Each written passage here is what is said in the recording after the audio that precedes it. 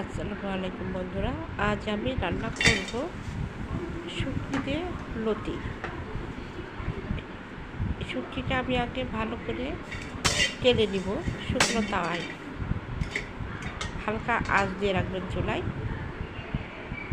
দেখতে পাচ্ছেন এখানে কচি লতি এবং এখানে পেঁয়াজ কুচি, রসুন, কাঁচামরিচ এবং পেঁয়াজ কুচি এখানে আমি পেস্ট করে রেখেছি।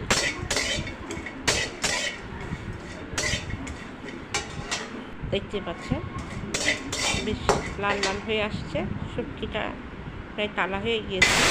এর মধ্যে পানি দিয়ে দিব।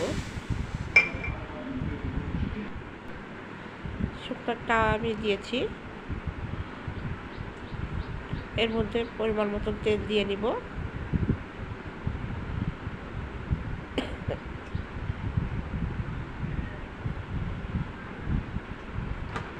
এবং পেঁয়াজ কুচি করে রেখেছিলাম, সেই পেঁয়াজটা দিয়ে দিব। শুটকি আমি গরম পানি দিয়ে 3-4 বার ধুয়ে নিয়েছি, পরিষ্কার করে রেখেছি। আপনারাও পরিষ্কার করে নেবেন ভালো করে। পেঁয়াজটা একটু নেড়ে দিচ্ছি। এর মধ্যে দিয়ে দিব ধুয়ে রাখা শুটকি মাছগুলো।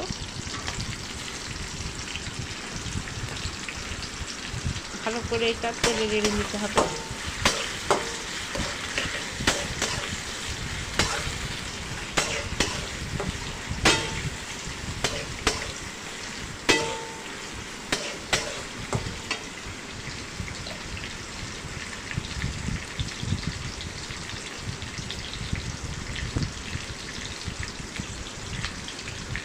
গায়ে লাল লাল হওয়া পর্যন্ত একটু ভেজে নিতে হবে পেঁয়াজটা।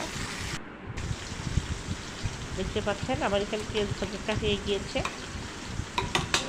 পেঁয়াজটা নরম হয়ে আসছে। এর মধ্যে আমি দিয়ে দিব পেস্ট করা কাঁচামরিচ, রসুন, আদা এবং পেঁয়াজ। এটা ভালো করে কষিয়ে নিতে হবে।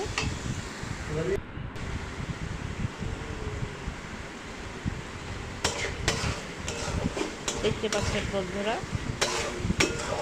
পানিটা প্রায় শুকিয়ে আসছে, এর উপর দিকে ভেসে আসছে। এখানে আমি সামান্য পরিমাণ পানি অ্যাড করে দেব যাতে মশলাটা না পুড়ে যায়।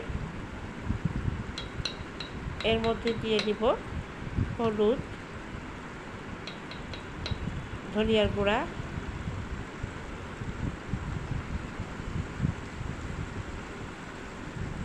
এবং সামান্য পরিমাণ জিরার গুঁড়া এবং স্বাদ অনুযায়ী মরিচের গুঁড়া ব্যবহার করবেন, কম কিংবা বেশি। আমি আমার স্বাদ অনুযায়ী দিয়ে নিলাম। এটাকে ভালো করে কষিয়ে নিতে হবে।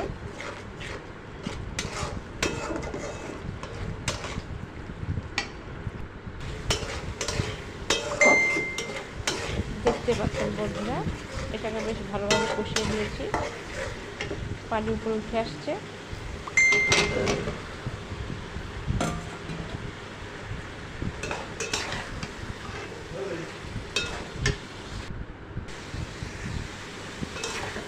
এটাকে ভালো করে কষিয়ে নিতে হবে।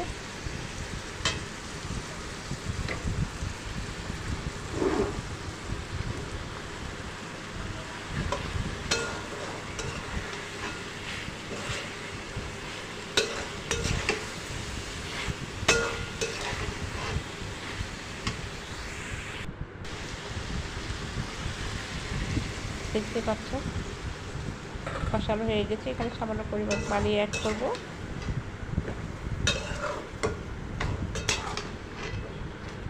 পানিটা দিয়ে একটু ভালো করে আবার কষিয়ে নিব।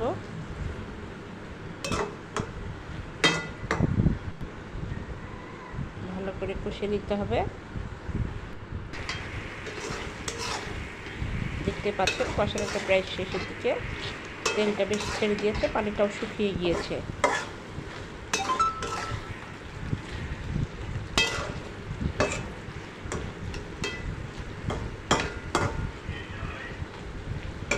এখন এটার মধ্যে পরিমাণ মতন পানি দিয়ে দিব।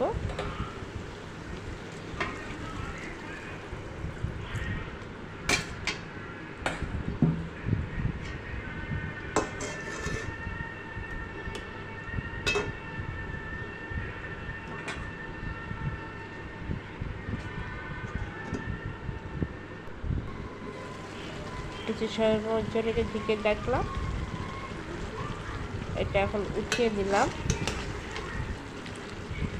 দেখতে পাচ্ছেন পানিটা শুকিয়ে আসছে।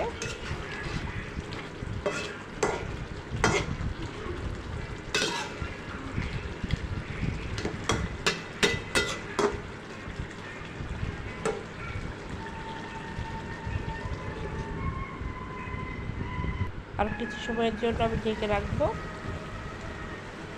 ঢাকনাটা উঠিয়ে দিলাম। দেখতে পাচ্ছেন পানিটা একদম শুকিয়ে গিয়েছে, তেলটা উপরে ভেসে আসছে। আপনারা চাইলে এটা ঝোলও কিছু রাখতে পারেন, তবে আমি এটাতে ঝোল রাখবো না।